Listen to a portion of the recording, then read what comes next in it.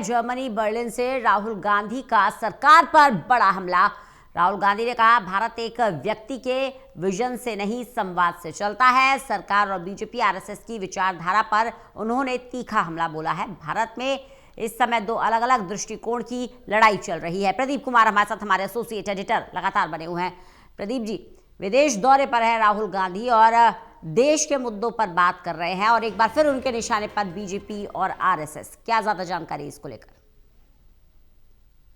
देखिए रंजना, जो नेता विपक्ष हैं लोकसभा में, राहुल गांधी वो जर्मनी के दौरे पर हैं और बर्लिन में एक स्कूल के कार्यक्रम में हिस्सा लेते हुए राहुल गांधी का ताजा बयान आया है, जिसमें राहुल गांधी ने सीधे तौर पर केंद्र सरकार और बीजेपी आरएसएस पर जोरदार हमला बोला है। विचारधारा पर हमला बोलते हुए उन्होंने कहा है कि भारत में इस समय दो अलग अलग दृष्टिकोणों के बीच लड़ाई चल रही है। तो ये एक बड़ा बयान और कहीं ना कहीं इससे एक नई बहस छेड़ते हुए राहुल गांधी नजर आ रही हैं। भारतीय लोकतंत्र की वर्तमान स्थिति और उस पर उन्होंने अपनी राय रखी है।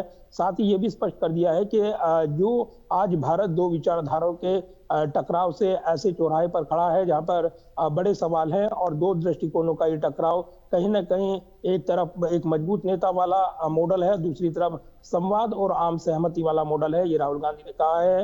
विविधता का सम्मान होना चाहिए।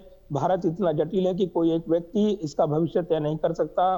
संविधान का हवाला उन्होंने दिया है। भारत राज्यों का संघ है जहां हर संस्कृति और भाषा की आवाज मायने रखती है।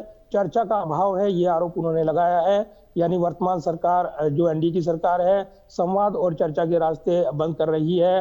राहुल गांधी ने बीजेपी और आरएसएस का जिक्र किया है। शासन के मॉडल पर उन्होंने सवाल उठाए हैं और कहा है कि एक मजबूत नेता के शासन में विश्वास वो रखते हैं, जबकि कांग्रेस का ये मानना है कि भारत जैसे जो विविधतापूर्ण देश है उसको चलाने का एकमात्र तरीका वो संवाद और आम सहमति है। तो राहुल गांधी ने ये बयान देकर कहीं ना कहीं जर्मनी में एक नई बहस छेड़ी है और जिस तरीके से बीजेपी लगातार पलटवार कर रही है कि राहुल गांधी विदेश जाते हैं और देश को बदनाम करने वाले बयान देते हैं, तो इसको लेकर एक नई बहस देखने को मिलती है। राहुल गांधी के ताजा बयान पर बीजेपी के पलटवार का इंतजार है।